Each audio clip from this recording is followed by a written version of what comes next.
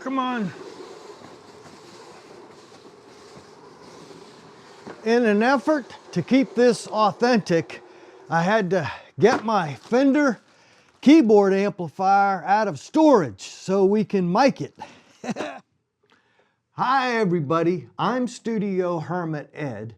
Last week I brought home, I found it on Facebook Marketplace, an Akai M8 tape recorder. It's a reel-to-reel, and the actual tape recorder needs a lot of TLC. It don't work. But when I plugged it in, there's two tube preamps down here and they both work perfect. And it came with these two Akai M8 microphones and they work perfect. And I thought to myself, what would it sound like if you tracked a whole song using just these two microphones? They're dynamic microphones, by the way, and those two preamps. It has been suggested that Studio Hermit Ed probably needs help because I take everything to such extremes. I don't think so. What surprised me the most is how good this cowbell sounded through the M8 microphone and the M8 preamps, baby. To record the acoustic guitar, we're going into our M8 microphone, going into the M8 tape recorder with the tube M8 preamp, and that's how we're going to record the acoustic guitar. I think I'm going to double track it. Fresh 'em. Oh.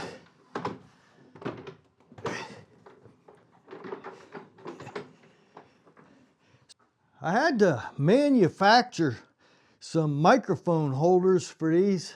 I just put a bolt up through there, and how I had to do to attach these. Yeah, I didn't show you one up close yet. There it is right there. Is that focused? Yep. The dynamic microphone, ADM5. They sound pretty good, I think. Okay, so let's get this on here. See if we can get some keyboards recorded. This Fender amplifier, it has a speaker kind of down low down here. I'll put one of these mics pointing towards there and the other one pointing towards there. There we go. And we'll have us some sound maybe. Yeah, get a little bit of way, get some air between them. That'll give us a bit of a stereo image. For the bass guitar, I broke out my RMI 140 amplifier. This amplifier is from the 1960s. Okay, so we got a tape recorder from 65, and this is from the 60s also. So we're going all retro today, baby. For the electric guitar, my go-to guitar, of course, my Strat. We'll start with that. And Fender Blues Junior amp, tubes, of course. And one microphone. We're going to record it mono multiple times. Maybe switch up guitars, maybe switch up amps. I got a Roland amp here.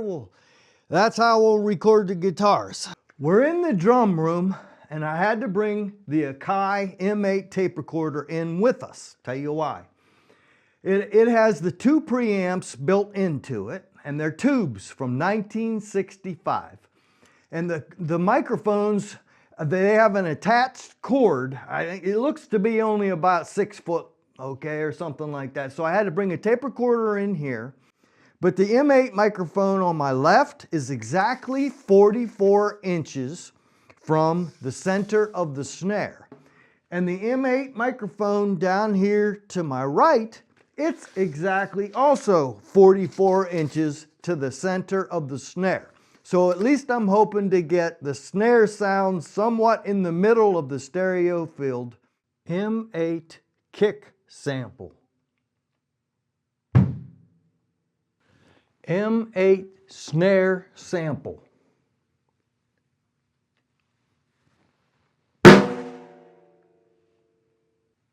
M8 Tom 1 sample. M8 floor tom sample. The old Hermit has been a Star Trek fan since 1969. Now in Star Trek, in order for a captain to captain a ship and go into outer space, he has to go to Starfleet Academy. And in order to graduate from that academy, you have to pass a test. That test is called the Kobayashi Maru. Now what the Kobayashi Maru is a no-win scenario. No captain has ever passed that test, except for one, Captain James T. Kirk. Now, how did he pass the test?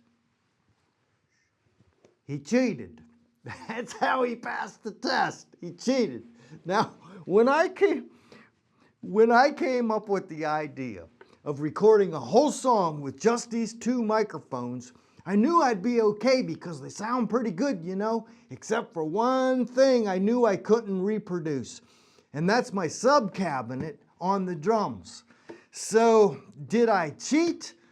I don't think so, because technically this is a speaker. This is a 10-inch Jensen speaker, and all it is a speaker I mounted in a wood box painted red, and I ran the positive to the tip and the negative to the sleeve, and I plug it into a direct box with a negative 20 dB pad on it, and that goes to my preamp, and I didn't think I could get a decent drum sound without this, but did I cheat?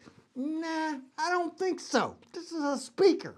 I think I've got this song as ready as it will ever be. Now this song is called Stuck in the Mud. It's a saying my grandma used to say. We're hillbillies, you know, Pennsylvania hillbillies. She used to say, oh, don't be an old stuck in the mud. It means set in your ways or not want to do anything or go anywhere like a hermit.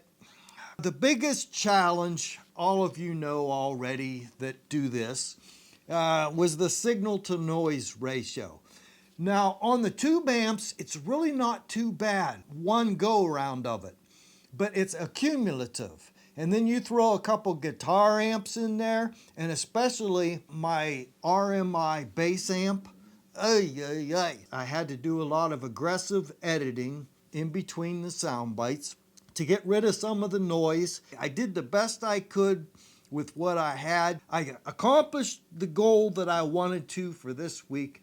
I recorded a whole song using 99% those microphones from the M8 and the preamps from the M8 from 1965. Stuck in the Mud is ready to go. As usual, you are listening straight off the board.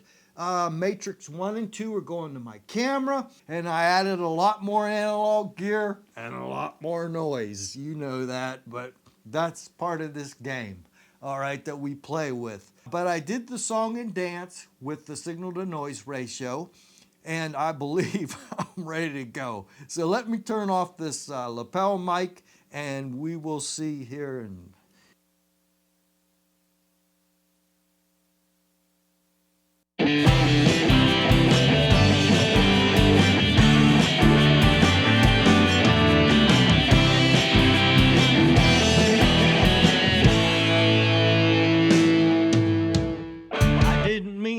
a word I said when I slammed that door.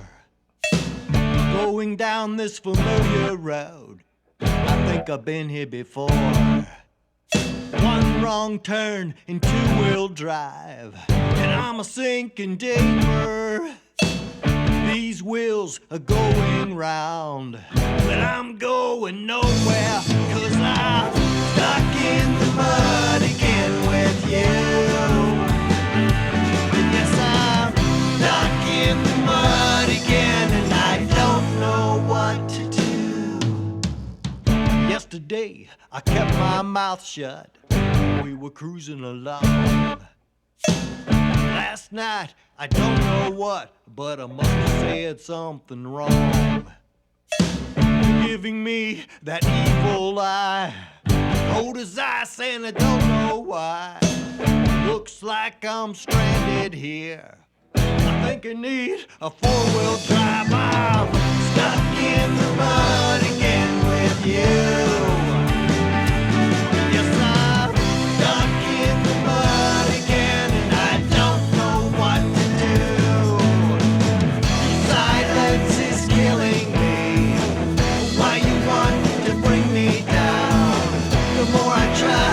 spin my wheels. I just keep sinking further down. I'm stuck in the mud again with you. Yes, I'm stuck in the mud again, and I don't know what to do.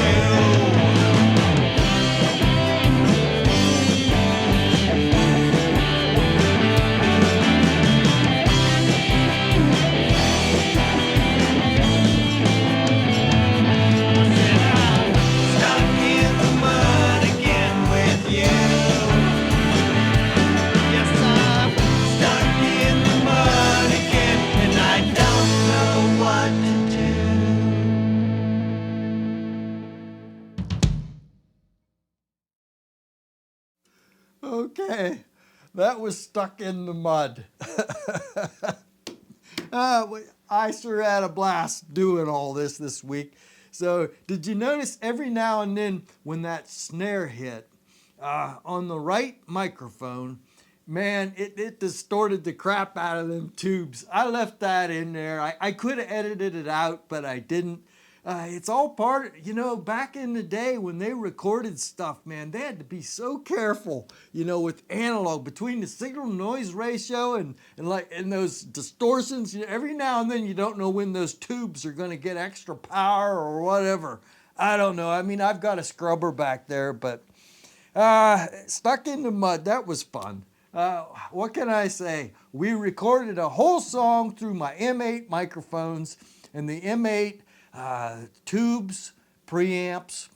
It was fun. We had a blast. So I hope you did. If you did, please subscribe to my channel if you haven't already, and hit some of them dingy dongies down there. It helps the algorithm to push out my videos to more people so I can have more friends, so I'm not lonely down here in the studio.